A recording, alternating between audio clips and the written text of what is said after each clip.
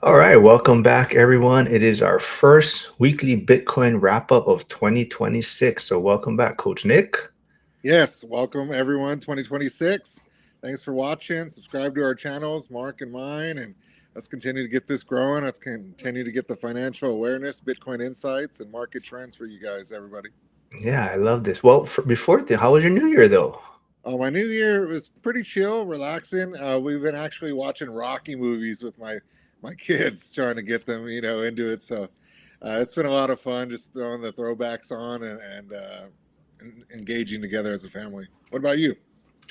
Yeah, pretty chill. Son was with the mom, so definitely did not make it to midnight. I made it to maybe East Coast midnight out here in Hawaii. So I'll take that as a win. But definitely, it's That's getting like hard to stay 6 o'clock. up that late. Come on.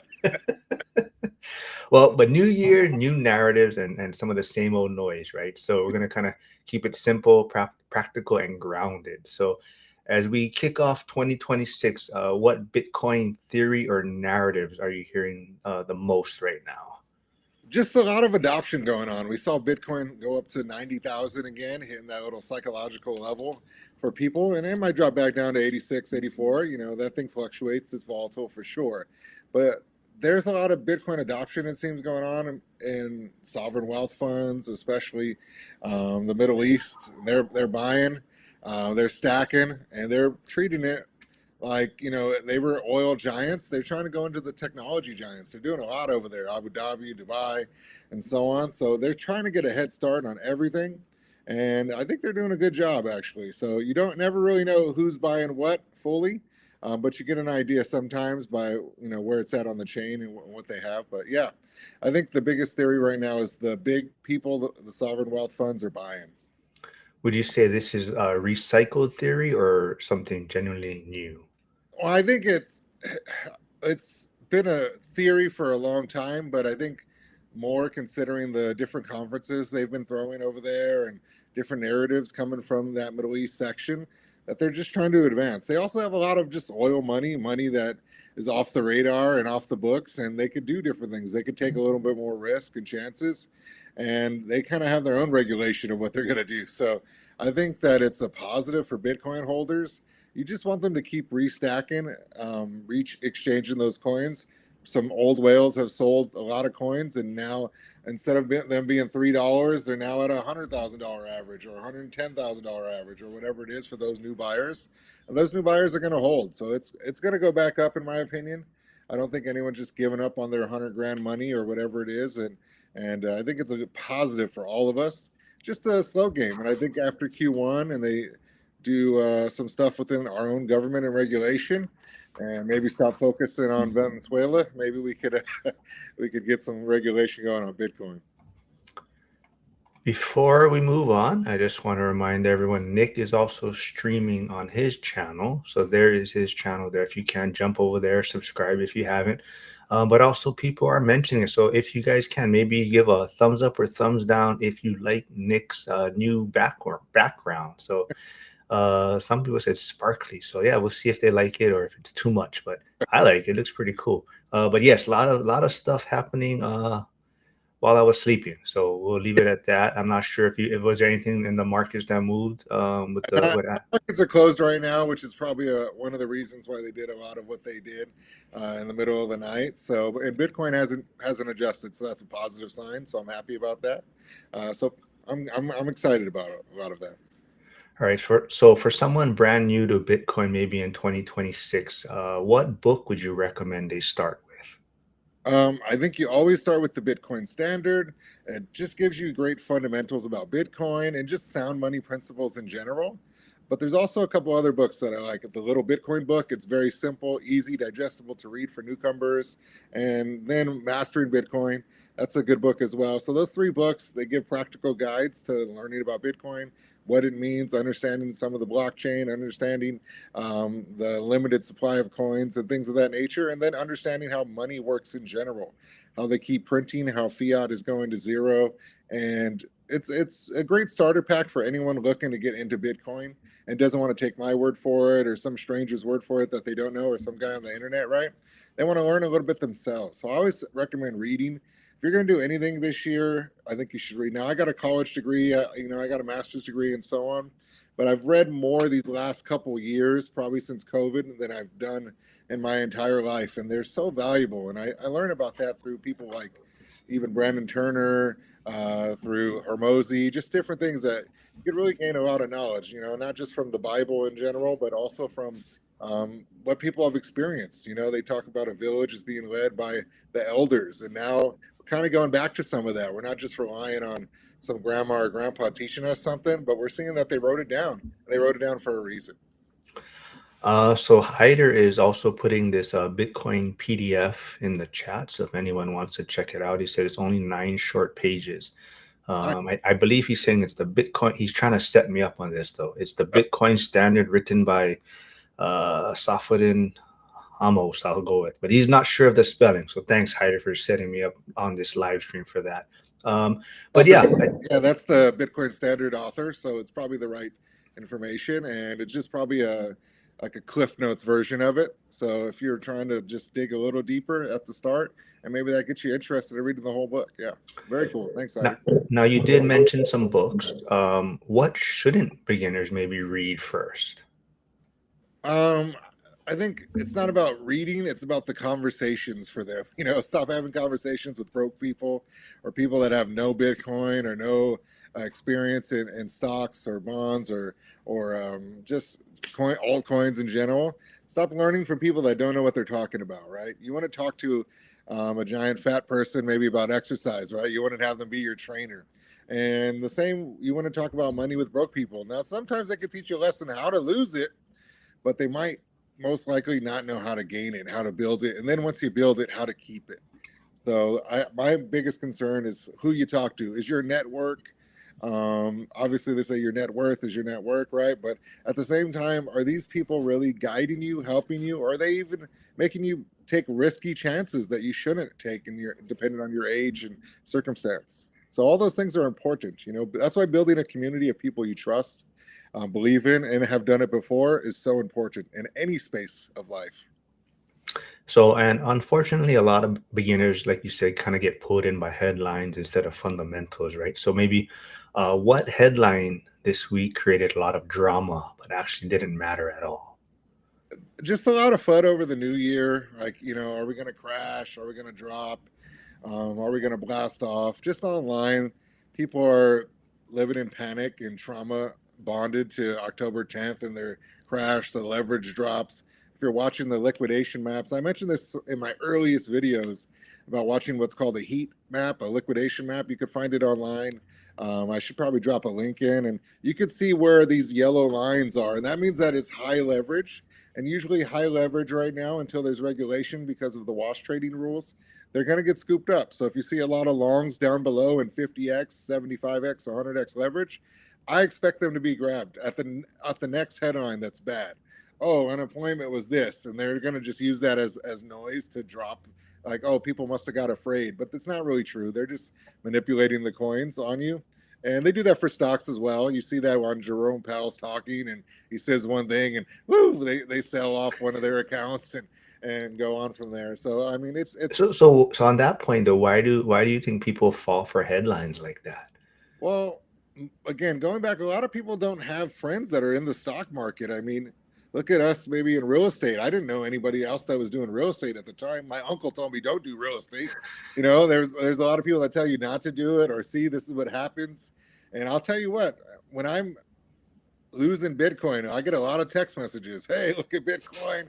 Oh, it's down. It's like they have joy from it. If I was getting evicted from, trying to evict a tenant that didn't pay rent and damaging my property, nobody would say, "Hey, how's that rental going?" But when it comes to Bitcoin, people like to, get on you when it's down. But when it's up, man, people start asking questions a lot more. So I'm excited in 2026. I think there's going to be a lot more questions and interest going on in Bitcoin.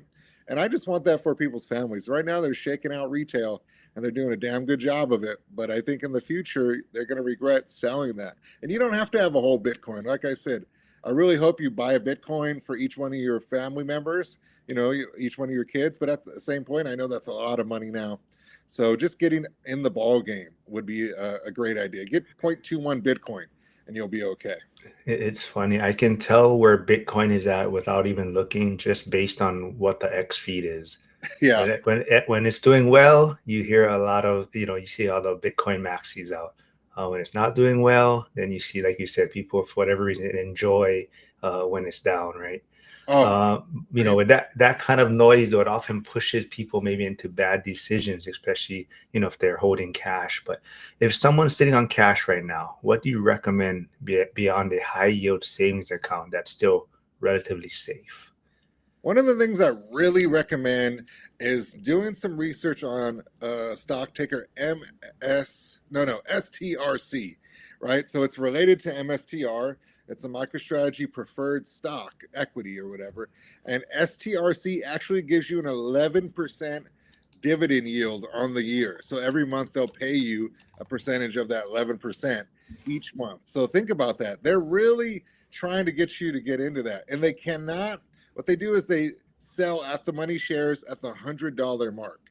Right now, it's probably around $99 share price. When it gets to above $100 plus, they ATM, they print their own shares and they take liquidity out and they buy Bitcoin with it, which is fine. That's for MicroStrategy. But it also, during that time, while it's under $100, they can't legally ATM the STRC, and it's just an opportunity to make money. Like if you see a drop, if it gets ATM down to 98, 97, really 95, you want to get in there for sure, because you got a safe $5 up, which is equity build, and at the same time getting 11 dang percent. That's huge. You don't got anything, tenants, landlords, Bitcoin volatility, it doesn't matter. The only thing that could happen is if people get afraid on a Bitcoin crash and they just pull their money out of the stock in general, the dividend stock, and then that could reduce the price. But other than that, it's a pretty safe preferred equity stock that I really recommend to people learning about, because 11% to do nothing is pretty nice. Do you think there's a mistake that people make trying to be too safe, though? Do I think there's a, yeah, I think there's a mistake when people try to be too safe, and I think there's a mistake when people try to like be too risky. That's why they talk about diversification a lot of times. Now, a lot of times people say diversification is a fancy word for less Bitcoin in our community, right? So I understand that. But as someone who's experienced highs, lows, and everything in between, I think it's okay to have some money in your high yield or some money in your preferred equity, because this is a newer preferred equity, probably over the last 6 months. And then it's just better to have a little bit of diversity so you're not stressed out, man. You see that big number go down or your life savings and you want to pull it out. I don't want to lose this. And you pull it out and you sell it for a loss, and then it goes back up, and then you buy it back in for less, and then it drops and you sell it at a loss, and then they just keep taking your money from you. So it's important that you have enough in there that you feel comfortable that you could set it and forget it and just let Bitcoin do its thing. Already talk about being comfortable and whatnot, and that kind of ties directly into maybe how the markets feel heading into next week. And then we'll get into the last maybe question or topic, and then we'll answer some of the questions in the chat. But if the markets could talk, what advice would they give us heading into next week? Well, I guess I would say focus on the fundamentals and not every headline. You mentioned on X especially, and the algorithms can eat you up on X. I swear to you. It gave me anxiety like when I was first like learning about X, because I haven't been on X my whole life. I just got on X because of some of the Bitcoin news and things I like to study. And man, when those algorithms start hitting, man, Peter Schiff starts talking about how gold's great and Bitcoin's terrible. It can really give you anxiety if you have a lot of money in there. Because I've had lots of money in there, and it's really stressed me out. But I've kind of learned to either take some of it out, put some of it in safer places, or pay off whatever I need to pay off so I could not have any stress. You have it in real estate, you have it in gold or precious metals, you have it in Bitcoin. Nothing's the same. You get over leveraged, you get stressed out, and especially if you stay online. Remember that fear is loud and opportunity whispers to you. So when there's blood in the streets, you kind of get an idea that this might be a better time to buy. It doesn't always mean that, though. Anytime you're buying a single stock or a single coin, you have more risk, but you have more upside. And you're really playing that game. The only reason I love Bitcoin is because I believe it's unhackable, and I believe that there's a limited supply of it. And that's the difference between that and all the other coins where somebody else owns them, could rug pull you and do that as well. All right, so let's open it up. Let's see if there's any questions here in the chat because I saw a few. But thanks everyone for tuning in. I saw Hyder. So he did want to clarify, though. I guess what I was referencing what he put there. He said he shared a white paper and mentioned the Bitcoin standard. He said two different references. But I do see, yep, Yasik is saying, I recommend first getting off the couch and start doing something productive. Harrison's asking, Nick, what do you recommend for a kid's birthday present? Would you create a crypto wallet that you have friends and family send Bitcoin or Doge? Yeah, you could do that, Ledger or whatever one you want to put it on, but I wouldn't have them send Doge. Doge basically is there's an unlimited supply. That's why it's like impossible to really go up and get after it. Even when Elon Musk bought it, it was just a fun thing that he kind of ran with his company, his people. They told him to buy. As most people don't understand stocks. I know because I used to own a good amount of Doge, nothing crazy. Maybe 20, 30 grand in Doge. But after I learned about it through the downside, I was like, oh man, what's going on here? And it just doesn't have a limited supply. So I wouldn't do Doge ever. But you could do Bitcoin for sure. And having them send some, that'd be awesome. I think that's the world we're living in. Times are changing. I was even talking to my wife about this for Christmas. We bought a ton of presents. We do the whole nine, and we know that's not what Christmas is about. But at the same time, there might be an age where we start just doing investing for them. Put it in an ETF, put it in Bitcoin, put it in a high yield.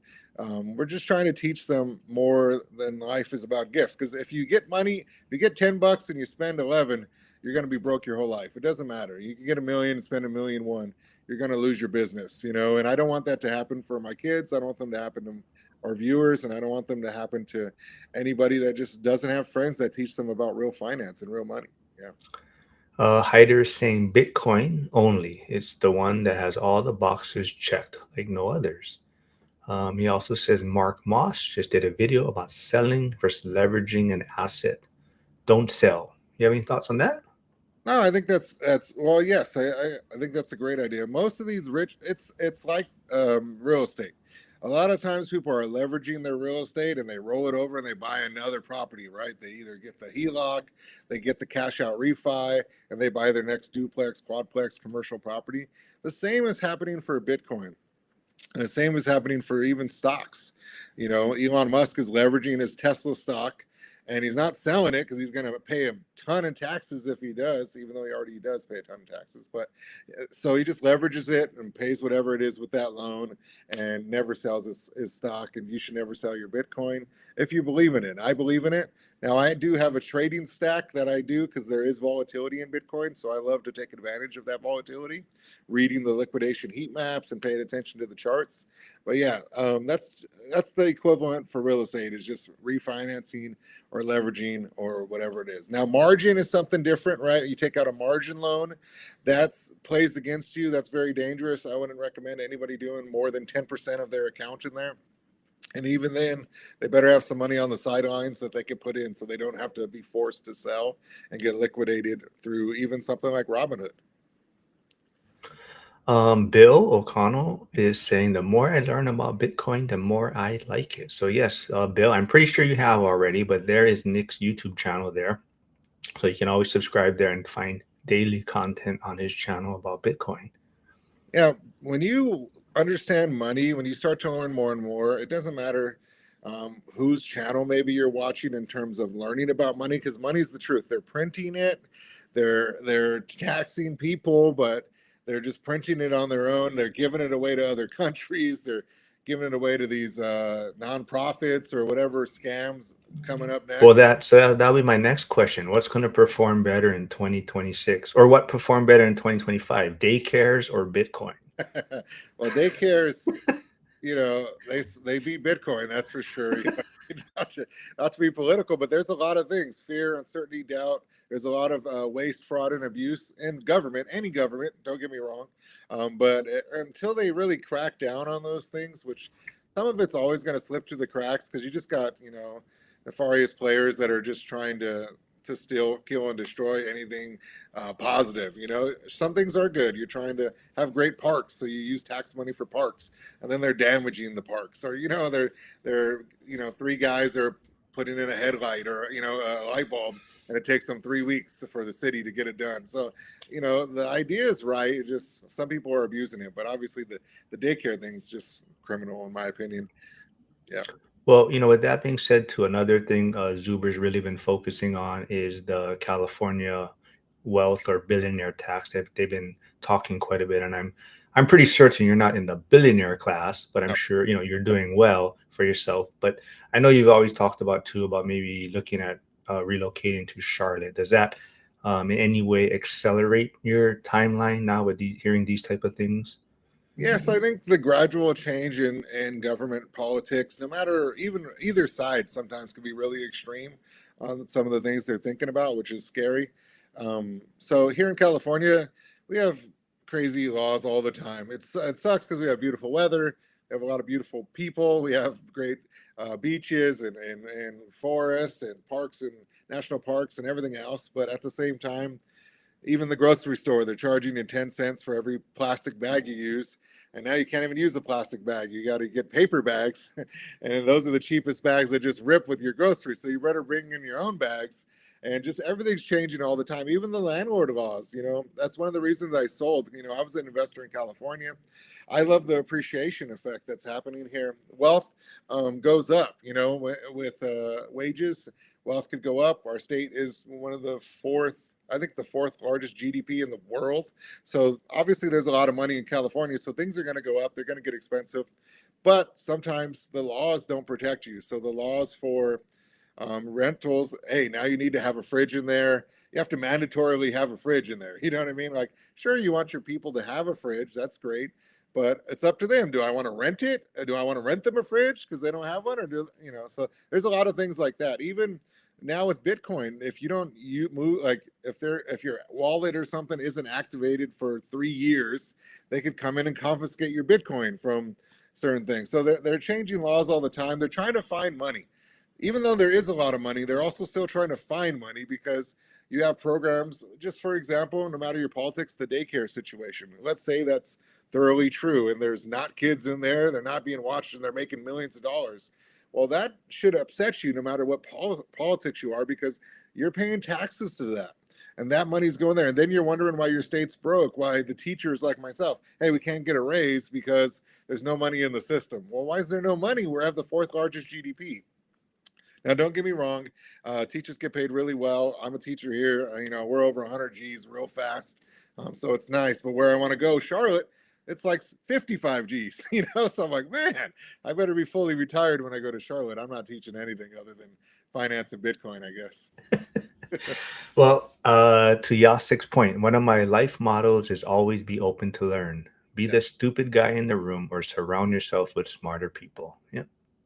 A lot of times I'll know the answer. The Bible tells us too, surround yourself with wise counsel. It's literally biblical, but I could know something, but I'm still going to ask questions, even though I know the answers, because I'm going to see if I'm coming up with the right result and not just formulating wish pricing. We talked about this last time about like getting a rental and we have wish rents. Like, oh, in a perfect world, I'm going to get 2,500. I need 2,500 for it to work out so I could get my whatever a door. Well, the same could happen in anything you do. You could rationalize something you're really excited about. I need to start this business. And then you look at it like I know somebody who he took out he got like basically like a potato business at the mall. You know what I mean? Where they do like bacon, sour cream, like in the food court. And I don't know if you know about rents in the malls here, but they're expensive, 30, 40 grand a month to be in that food court. So he eventually lost his money, unfortunately, and it was money he inherited and he's something he always wanted to do. But was that a smart idea? Probably not. I don't think there's a big going rate for potatoes here in California, but maybe it would have worked. I don't know. But you need friends that are going to tell you the truth, that are going to even tell you when you don't want to hear it. Too many times, even in relationships, we see people going to the person that's divorced getting relationship advice. Hey, that's a bad idea, brother. They're divorced 3 times. I don't think you want their advice. So the same goes for business. You better talk to people, and it's okay if you talk to 1 millionaire or 2 millionaires. Ask a third one, ask a fourth one. It doesn't hurt to get multiple ideas, thoughts, and processes. All right. So as we wrap up our first Bitcoin weekly wrap up of 2026, right? Remember, markets don't reward urgency; they reward patience, discipline, and clear thinking, right? So as you would say, lead with purpose, pray with intention, and hodl with discipline, right? So we'll see everyone next week, and go check out Nick's channel, subscribe there, and we'll be back next week, everyone. Thanks for tuning in.